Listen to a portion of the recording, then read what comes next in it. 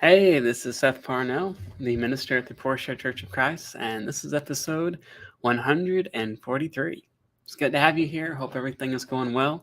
Hope that you've had a pretty good day today. Cooled off a little bit on us. It was warm there for a little bit, but now it's gotten a little bit chilly. But I hope that you had a wonderful day today. We appreciate you being here, whether you watch us live or whether you watch it later on. I hope you know that you feel welcome, and we're so glad that you take time out of your busy schedule in order to join us. We always appreciate everyone who stops by. If you're someone who is in the Portia area, then please feel free to stop by and see us. We are located at 307 South Jackson Street in Portia, Arkansas. We are meeting at 10 o'clock and 11 o'clock on Sunday morning, and 5 o'clock for Sunday night, and Wednesday night, 6 o'clock. And so if you're around one of those times, feel free to come by and see us. We would love to worship with you, to work, to study with you, just to fellowship you as fellow Christians. And so I hope you can take advantage of that opportunity. And likewise, I think we have a class on Sunday morning. We have we're having a class on I believe it's on. Let's see, what are we doing? We're doing some of the smaller sections in the Bible, and we've gone over such things such as, the early parts of the Gospels, and I know Robert Davis is teaching that class.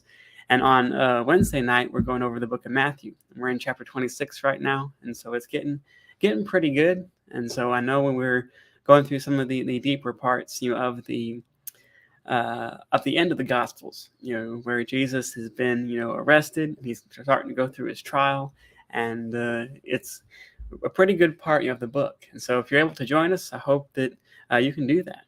Also, if you have any questions, if you have any need any clarification about, what we studied tonight, please feel free to get in contact with us. We would love to hear from you. We would love to talk to you. And if you have suggestions for future episodes, let us know. Let us know what would be most beneficial to you. It's good to see Cheryl Herring here. Hope that you are doing well. Always appreciate you stopping by. Good to see you. It's always good to see you stopping by here with us. Hope everything's going good your way. We're going to, for our lesson tonight, like I said, it's going to be not going to be a very, very long one, but we are going to take a look at the lectureship that happened over at Crowley's Ridge College. On the, I believe it's the first week, in April. They always host or it's not always the first week, but usually in April, they host a lectureship that starts on Sunday night and then goes to Wednesday chapel. And this year, the theme was that of Job. Job, who is known as a patient man, he's known as a man, of suffering. And they had a number of different speakers, come in and, give lessons on different passages in Job. And if you've ever studied Job, you know that it's a fascinating book. The way that it's structured, the way the themes that are presented in it are pretty profound. And it's the book of Job is not something that's kind of like the book of Proverbs. You read a proverb, and sometimes the moral of it, or the lesson of it's pretty apparent. But with Job, sometimes you have to dig a little deeper. You have to analyze and you have to study, what goes on in this book, because if we're not careful, we can come to some pretty out there conclusions based upon what we read. And there have been many people throughout history who have done that very thing. But it's a great book to study, and it was a good selection for the lectureship. If you've ever been to the campus down there, it's they've got a beautiful place down there, and so I highly recommend if you ever get the chance to go down and see them. It would be a great thing to do. The first lecture I went to was by Jeremy Pierce, and he did a lesson on loneliness and how how a Christian approaches the idea of loneliness. And Job was someone who was described as one of the greatest men of the East. He's described as someone who was extremely, wealthy. He had a lot of family. He had a great, reputation. Job was someone who had everything until, he didn't. As we know in Job, chapter 1, Job is kind of comes into the discussion of Satan, as he approaches God. If you remember in Job chapter 1, they have this conversation, and Job comes up on it. Job was such a good man that he comes up in a conversation between Satan, and God. And we'll take a look at this here, because this comes up in a lot of the different lessons that take place. Here we go. And let's see, let's switch this to ESV. There we go. All right. Yeah, here starting in verse 6, this is what it says. It says, "Now there was a day when the sons of God came to present themselves before the Lord, and Satan also came among them. And the Lord said to Satan, 'From where have you come?' And Satan answered the Lord and said, 'From going to and fro on the earth, and from walking up and down on it.' And the Lord said to Satan, 'Have you considered my servant Job, that there is none like him on the earth, a blameless and upright man, who fears God and turns away from evil?' Then Satan answered the Lord and said, 'Does Job fear God for no reason? Have you not put a hedge around him and his house, and all that he has on every side? You have blessed the work of his hands, and his possessions have increased in the land. But stretch out your hand and touch all that he has, and he will curse you to your face.' And the Lord said to Satan, 'Behold, all that he has is in your hand. Only against him do not stretch out your hand.'" Meaning, don't affect Job himself. And so Satan went out from the presence of the Lord. And we find this in this conversation that, the accuser or Satan has, with God. He says, "I've been walking, to and fro on the earth." And then God says, "Have you considered, my servant Job? Have you considered Job? Have you considered, what a great guy, Job is? And how he is a blameless and upright man." And one of I forget who it was, but one of the speakers highlighted verse 9 here. And in verse 9 of Job chapter 1 as kind of the theme for the entire book, where it says, "And then Satan answered the Lord and said, 'Does Job fear God for no reason?'" When you take a look at the entire book, this is kind of the theme for the entire thing. It's kind of the framework that follows through the entire book. Job is 40 plus chapters long, and so it can be a pretty lengthy book, but yet almost the entirety of the book is dedicated to asking this question. Does Job fear God for no reason? Satan has one perspective and God has another. Satan says, "Have you not put a hedge around him and his house and all that he has on every side? You have blessed the work of his hands, and his possessions have increased, in the land. But stretch out your hand and touch all that he has, and he will curse you to your face." The Satan's argument, what he had was, if you're someone who, curses, if you remove all your blessings from Job, he will curse you to your face. He says the only reason why Job serves you is because you bless him. Of course, Job's going to serve you because he has prospered under your hand. Why would you think he would do anything else? And so Satan, his argument was that Job's faithfulness was directly correlated with the blessings that he received. And God says, well, Job, he's my servant, regardless of what I bless him with. And so they decide to do this. He lets Satan go at Job and take, all that he has. And if you're familiar with chapter 1, you know that in verses in verses 13 down to about verse 19, Job has almost everything taken away from him. His wealth is taken away from him, his reputation is taken away from him, and his family. The most heartbreaking thing is his family, were taken away from him, as well, and he is left alone. And in verse 20, it says, "And Job arose and tore his robe and shaved his head and fell on the ground and worshipped."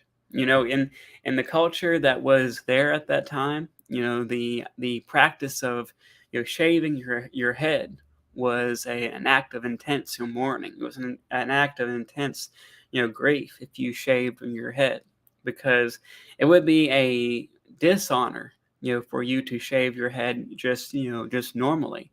But if you saw someone who had shaved their head, you knew that they were going through something that was very severe, and Job was. So in this case, Job was going through this very severe, situation, and as bad as it was, as bad as this was for Job in the moment, it was only going to get worse as God and Satan are going to have another conversation, and God ends up, moving that line that he had set, that line that he had put in the sand, saying, Satan, you can only do this much. And he says, you can affect Job himself, but you cannot take his life. You cannot, kill him.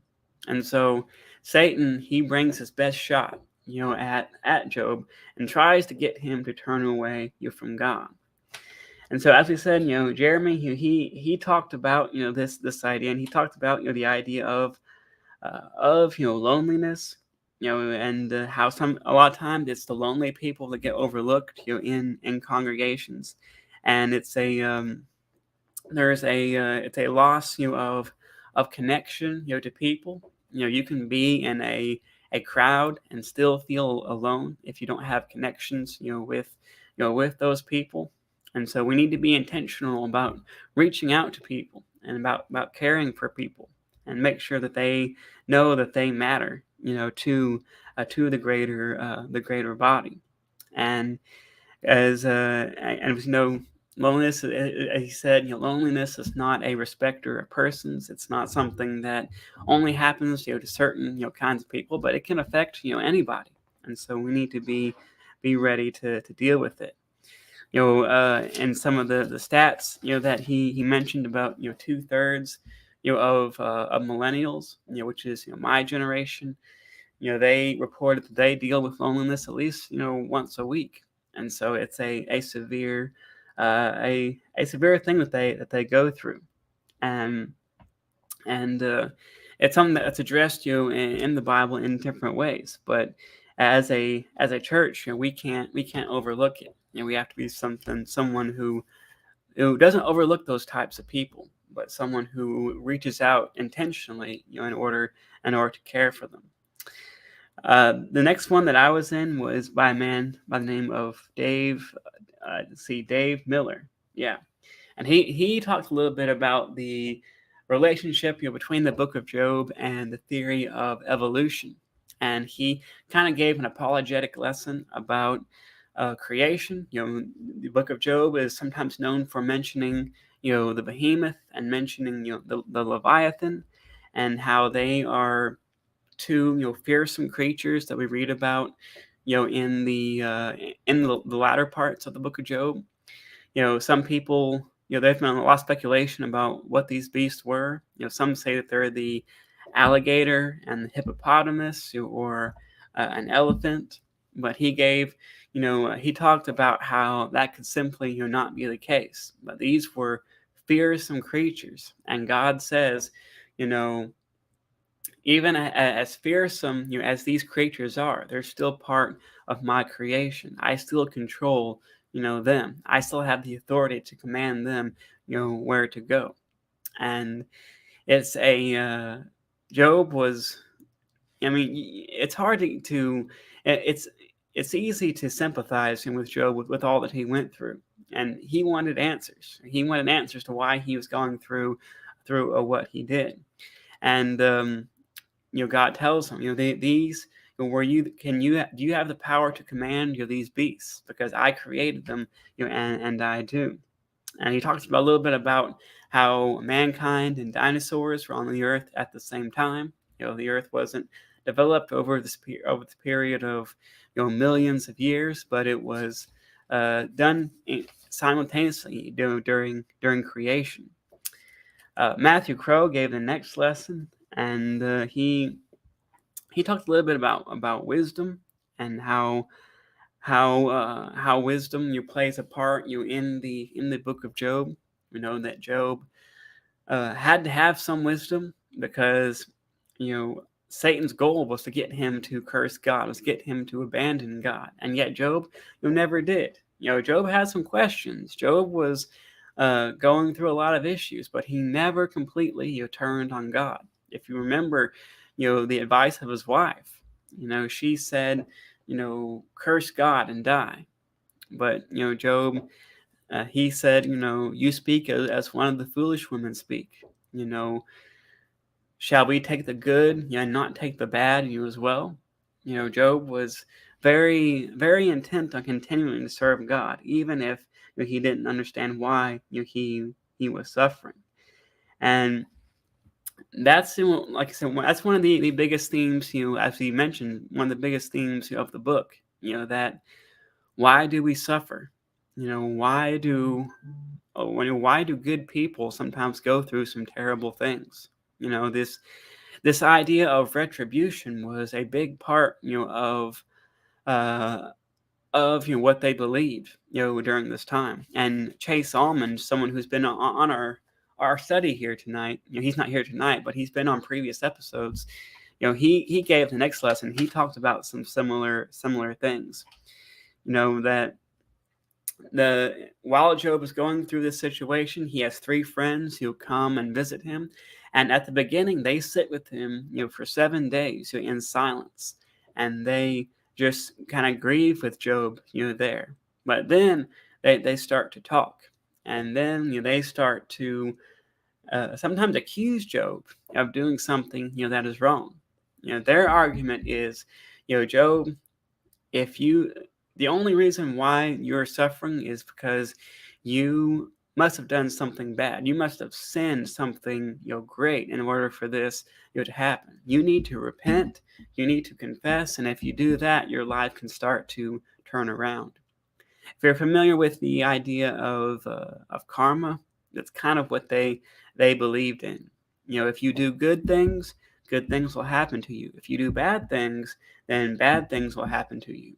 The success of your life is dependent upon, what you do, and how you're standing with God is. And this, of course, is not supported, by the scriptures, but this was a common idea, a common theme that they had in their culture during this time. And this is what their friends believed in. And so almost throughout the entire book, they're trying to get Job to, fess up, to confess, saying, we know you did something wrong, because if you hadn't done something wrong, you wouldn't be suffering this way. And so, because in their minds, a good person, wouldn't suffer, this much. A good person, you wouldn't be, going through the things that Job was going through. And so, Job, what did you do wrong? But throughout the book, Job maintains his innocence. He always says throughout the entire book, he says, I am innocent. I am innocent. I have done, nothing wrong. And he demands, not really demands, but he requests, an audience, with God. He says, I want to speak, speak with God so I can plead, my case, and so that I can, let them know, what is, why this is happening. And we know that God was someone who was, even though these things were happening to Job, it's easy to come to the conclusion, as many people do today, that God, wasn't in control, of this situation, that he wasn't, present in this situation. And this is a perspective that a lot of people have today. If they go through a tragedy, if they go through hard times, if they go through bad things in their life, they may question, is God there, or does God care, or does God really care for me, like the Bible says? What is going on with that? Why would God allow such things to happen, to a person, to a person like me?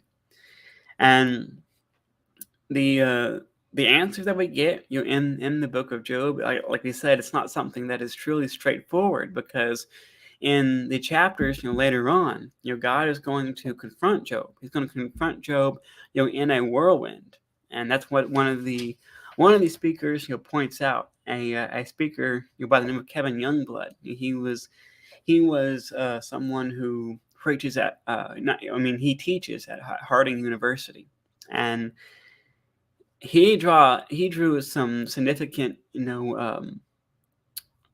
looking at the idea that God comes to Job in a whirlwind, a powerful storm, almost like a tornado.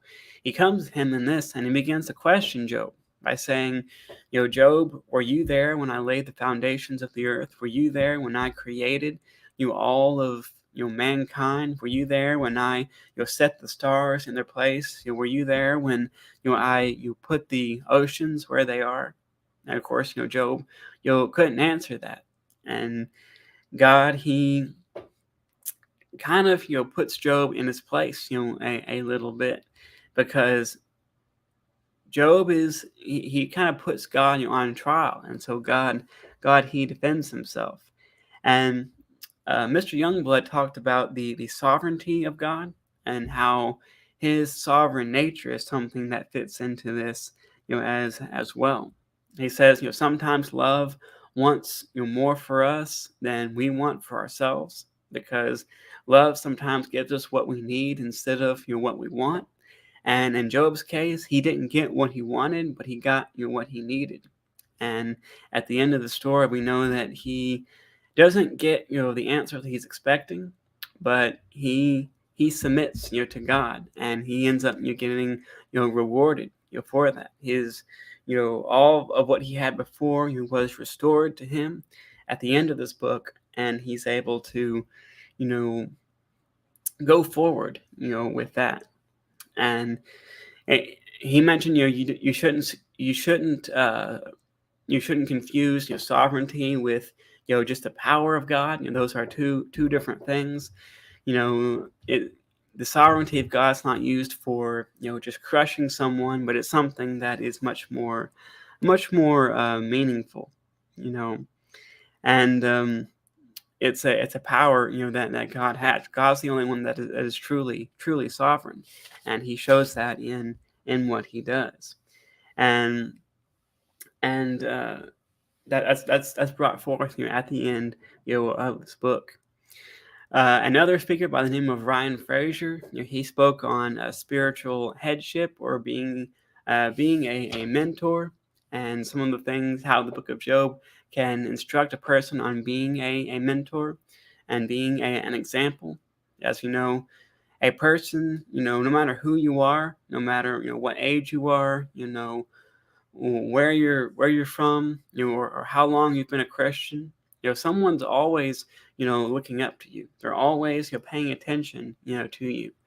And you may not think of yourself as a popular person, but you are a mentor in some way. And so what you do can affect a person's perspective of God.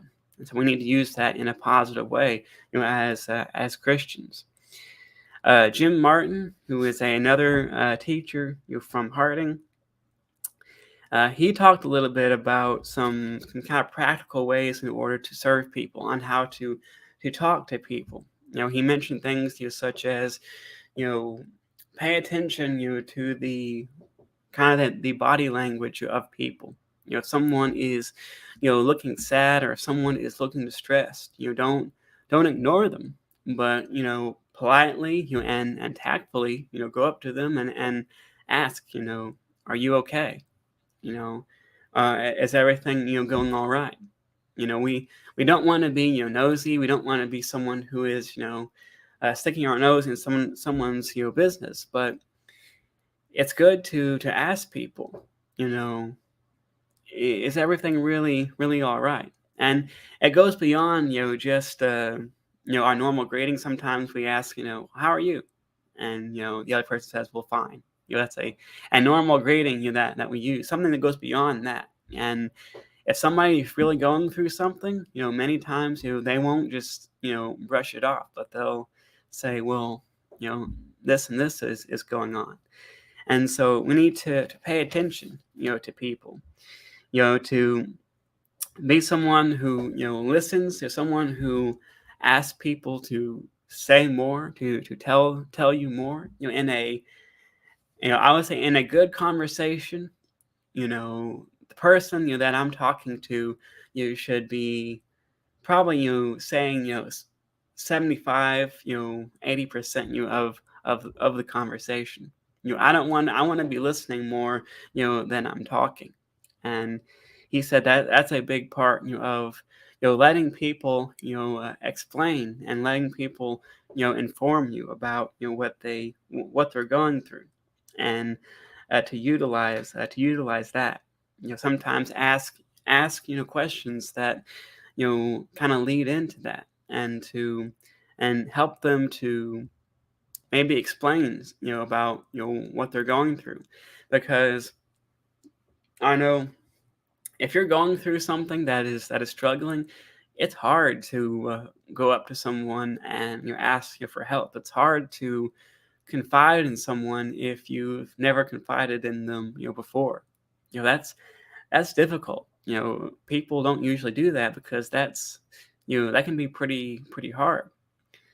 But if you initiate that conversation, if you're someone who gives them the opportunity to make that known, then most people will take it. Most people want to talk to someone about that. They want to express those things to someone who will listen, but they never have the opportunity. And so we need to be willing to provide that opportunity for them, and let them know that we care, and to cultivate that. Kirk Brothers, he talked a little bit about intercessory prayer, and that was a pretty good lesson. He's someone who he's a great speaker. He doesn't really need he's one of those speakers that doesn't really need a microphone, because he can really put the volume in it. But he is a good one. And he talked a little bit, as the others did, about the retribution side of it, and how how his friends wanted Job to repent, and how from Job's perspective God wasn't listening to what he had to say. And God had to kind of defend himself in this case. But at the end of the book of Job, God actually asked Job to pray for his friends in order for their safety, because he's about to punish. There's three friends by the name of Eliphaz, Bildad, and Zophar, and he actually tells them he tells them to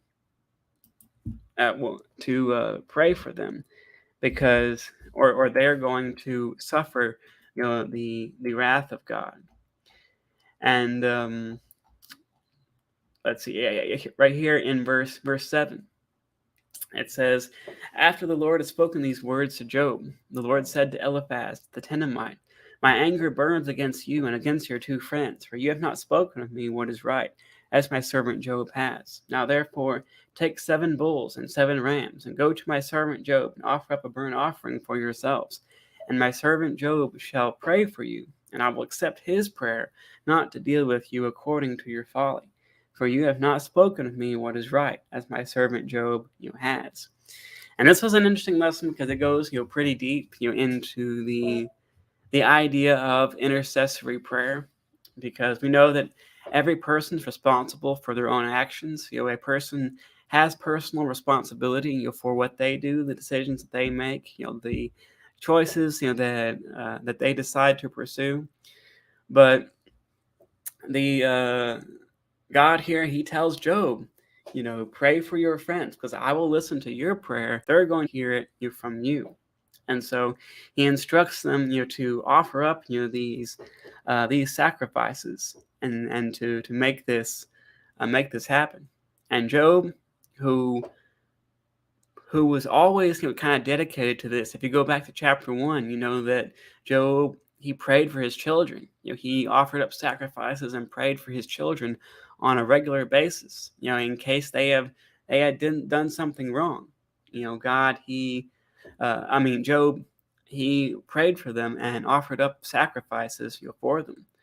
And he does that in chapter 1, and he does that here in chapter 42 as well, and for his friends.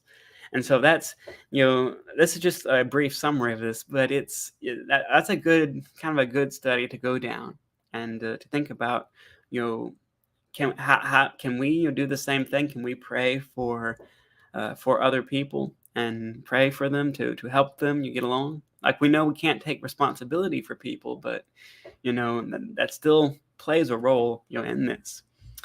It's good to have Ted Knight here with us. It's good to have you. I hope that you are doing well. Hope everything is going good your way. Always appreciate you stopping by. But the last lesson I was at was one by a teacher up. I think he's retired now, but he's from Freed-Hardeman University, a man by the name of Ralph Gilmore.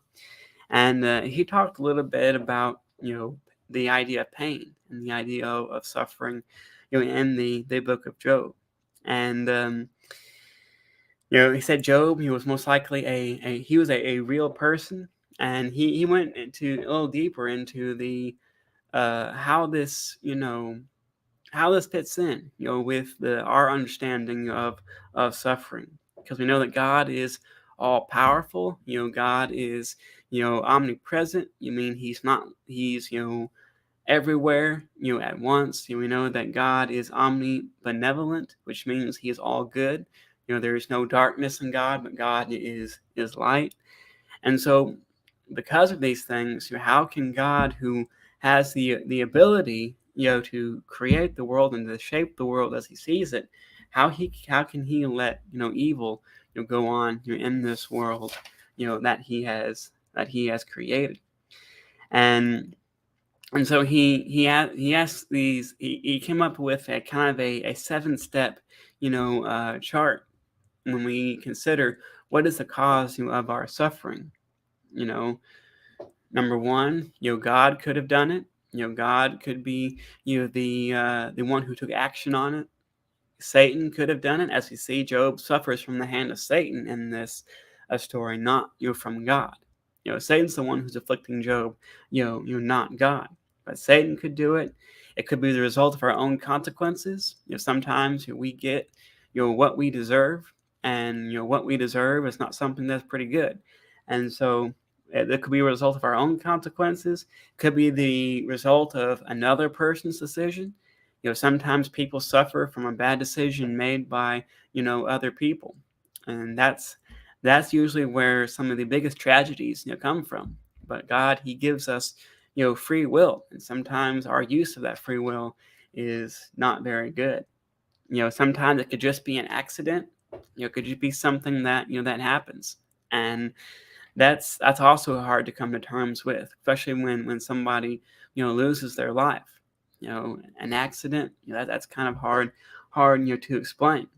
It could be he says it could be genetic, or it could be done for our discipline. But considering all these things, the bottom line is we don't know. There's no way to pinpoint the cause of our suffering. But what we do know is that God, his purpose is greater than our personal circumstances. God, the purpose of God in the big picture is much greater than what we're going through in our personal life. And so he said that you can learn lessons through suffering that you can't learn anywhere else. And that's another thing we don't really like to think about, that we can learn about things. We can, learn lessons and become better people because of the suffering, that we go through. That's difficult, to think about, but something that Job, goes through in this case, as well. And so it's an interesting thing to take a look, at this, at the book of Job. And we might go through some lessons on it and go to some of the finer details. But this was kind of an overview, of the lectureship that went down there. Like I say, I always encourage you to check that out next year if you're able, because it's a lot of good stuff. There are a lot of very talented speakers. I usually go to about 3 lectureships, a year. I go to Crowley's Ridge, and I go to Harding, in the fall, and then I go to Freed Hardeman in the spring. That's usually Freed Hardeman's in February, CRC is in April, and Harding's usually in September, I think.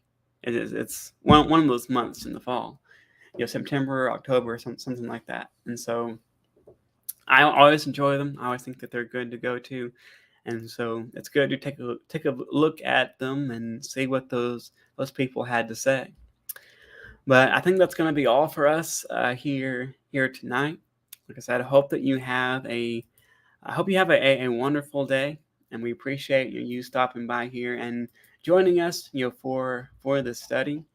We'll be back here next week on Thursday night, 7:00. Hope you can join us. Then sometimes we start at 7:05. Sometimes we're a little bit late getting around, but we'll be here next Thursday, and hope you can join us then. Until then, hope that you go out and be the light of the world and glorify God in everything that you do. We'll catch you next time.